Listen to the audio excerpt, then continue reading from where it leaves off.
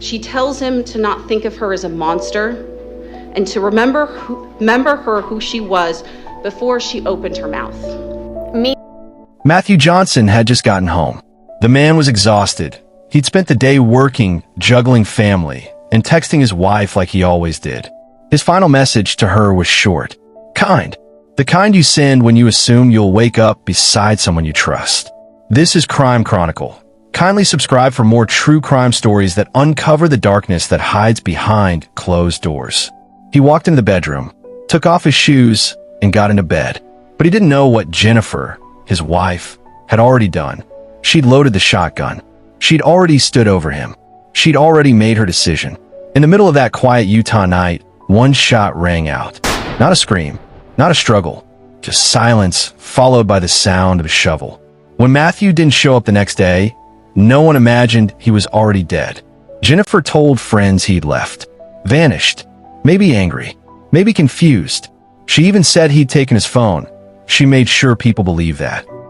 But the phone wasn't with him, it was in her hands. She told no one what had really happened. Not his family, not his friends, not their kids. But she did tell one person, the man she was having an affair with. This isn't a story about a bad marriage. This is a story about what people are capable of when they've already decided to lie. A story about the woman who slept beside her husband and then buried him in the backyard. Matthew Johnson was a 35-year-old father of two, a man who served his country in the National Guard. He loved music, he coached his kids' soccer team, and he loved his wife, Jennifer Gledhill, with everything he had. They lived in Murray, Utah, a quiet neighborhood, neat lawns, cookouts, Christmas lights in the winter. No one expected what happened behind those walls. On May 26th, 2024, just past midnight, Matthew went to sleep and never woke up. His wife, Jennifer, stood at the foot of their bed, holding a 12-gauge shotgun. In the seconds that followed, she pulled the trigger once. The shot hit him in the head while he slept. Then she waited, not for help, not for an ambulance, but for silence. Then she wrapped his body in plastic, dragged him outside, and buried him in a shallow grave behind their home, less than 30 feet from where their children played. She used bleach to cover blood stains, hid the weapon, and when people started asking questions, she said Matthew had just left. No arguments, no note, just gone. But she was hiding more than just a body. Jennifer was involved in a secret relationship, and the person she finally told the truth to wasn't the police, it was the man she was sleeping with. For over a week, she kept up the lie. But when her lover came forward with a chilling confession that Jennifer told him she murdered her husband, detectives began unraveling the story piece by piece. Her calm demeanor, her precise movements, her silence. It all pointed to something that no one wanted to believe. This wasn't a moment of rage. This was a calculated act. This is not just the story of a murder. It's the story of betrayal, of control, and of a woman who convinced everyone until she couldn't anymore. She looked calm, collected, almost cold. But was anything as it appeared? Matthew Johnson was a man who believed in structure. A National Guardsman deployed, trained, and loyal. Not just to his country, but to his home, to his children, to Jennifer. He met Jennifer years earlier. She was soft-spoken, kind, and artistic. Friends said they fit. She balanced him. He was rigid. She was warm. At least, that's how it looked. They married, had kids, bought a house in Murray, Utah, one with a backyard, a wooden fence, and a swing set. Matthew kept the lawn trimmed.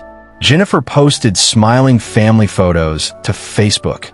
Neighbors saw them as the picture of calm domestic life. He went to guard training weekends. She stayed home with the children. Church on Sundays, soccer practice, school drop-offs, all normal, all safe. But something else was happening behind the curtain. Something quiet, unspoken. Jennifer, friends would later say, had begun to pull away. Small things. Eye contact, fewer posts, a certain tension in her voice. And when Matthew wasn't looking, she started texting someone else. That someone wasn't her husband. They looked like the perfect couple, but something was hidden in plain sight. By early May 2024, Matthew had suspicions. He wasn't paranoid. He was observant. He noticed texts that didn't make sense. Hours unaccounted for. His phone would ring, and she wouldn't answer. She said it was nothing, but it wasn't. Jennifer was involved with another man, someone from her past. They had reconnected online. It started with late-night chats, then messages, then calls. Eventually, the relationship turned physical. Matthew found proof. A string of texts. A location ping. A voice message. He confronted her. Not with yelling, but with heartbreak. It wasn't the first time they'd argued, but this time it felt final. Jennifer didn't cry. She didn't apologize. And by the next morning, she was gone for several hours. She said she needed space, but something had shifted. Over the next few days, her behavior became increasingly strange. She bought bleach, paper towels, rubber gloves. She stayed off social media, barely answered calls. Matthew's friends described him as frustrated but committed to fixing things. He didn't want to walk away. He wanted to hold his family together. But Jennifer had already made a different decision. Late one night, he went to bed and never woke up. It happened sometime after midnight on May 26th. Jennifer waited until Matthew was asleep. She retrieved a 12-gauge shotgun, one Matthew kept secured in the home. She stood in the bedroom doorway. No words were spoken. No warning. She raised the barrel and fired a single round into his head. The house fell silent again. The children were asleep in the next room. Jennifer moved quickly. She wrapped Matthew's body in tarp and plastic, dragged him across the floor, down the back steps, into the backyard, and began to dig. She buried him behind the fence, covered the grave with plywood and dirt, then went inside, cleaned blood from the carpet, sprayed bleach across the walls and boards, and washed her hands. The next morning, Jennifer sent a few casual texts, told people Matthew had left early, that he was upset, that maybe he needed time. But the phone she claimed he took, that phone had already been wiped and thrown away. She was using hers, and she was still texting the man she was seeing. The house was now quiet.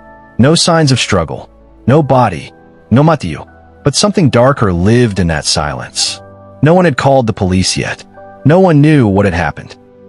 But Jennifer's next mistake was trusting the wrong person with the truth. For days, no one heard from Matthew Johnson. His phone off, his social media silent. No one had seen him, but Jennifer had a story ready. She told neighbors he'd just left after an argument. Took off, maybe angry, maybe overwhelmed. He needed space, she said. But Matthew wasn't the kind of man who disappeared, especially not from his kids. After 48 hours, concern turned to fear. On May 28th, a coworker, who also happened to be Matthew's ex-girlfriend, filed a missing person report. She told police it wasn't like him to go silent. Something felt wrong. Officers arrived at the Johnson home. Jennifer answered the door calmly. She repeated her story. No forced entry, no signs of distress. She even offered a theory. Maybe Matthew was depressed. Maybe he left on his own. But detectives noticed something strange. The bedroom smelled heavily of bleach. The carpet looked freshly cleaned. Furniture had been rearranged. A gut feeling kicked in. The search began. Cadaver dogs were brought in. And then behind the fence in the backyard, one of them hid. Beneath a patch of disturbed soil, they found him, wrapped in tarp, decomposing, shot in the head. The cause of death was immediate. A close-range shotgun blast while he slept. Murder. When Jennifer was questioned again, this time at the station, her tone shifted.